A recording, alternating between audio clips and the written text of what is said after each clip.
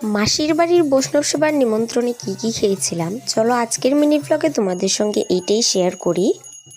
গিয়ে দেখি ঠাকুরকে ভোগ লাগানো হয়েছিল। এখানে ঠাকুরমশাই মানে যাকে গুসাই বা মা গুসাই বলা হয় তারা ভোগের আরতি করছিল।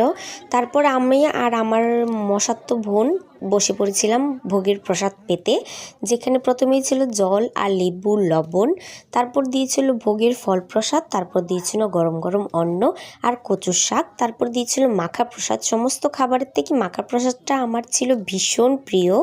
ডালের সঙ্গে কচুর শাক ছিল, সঙ্গে ছিল কুটি আলু ভাজা, আর সঙ্গে ছিল বাঁধাকপির তরকারি, আর ছিল নিরামিষ ঘ্যাট। সেগুলো দিয়ে খেয়ে নেওয়ার পর চলে আসে ফুলকপির পনির দিয়ে তরকারি, আর শেষ পাতে ছিল পায়েস, চাটনি আর মিষ্টি। আজকের জন্য এতটুকুই, দেখা হচ্ছে নেক্সট ভিডিওতে, ততক্ষণের জন্য বাই।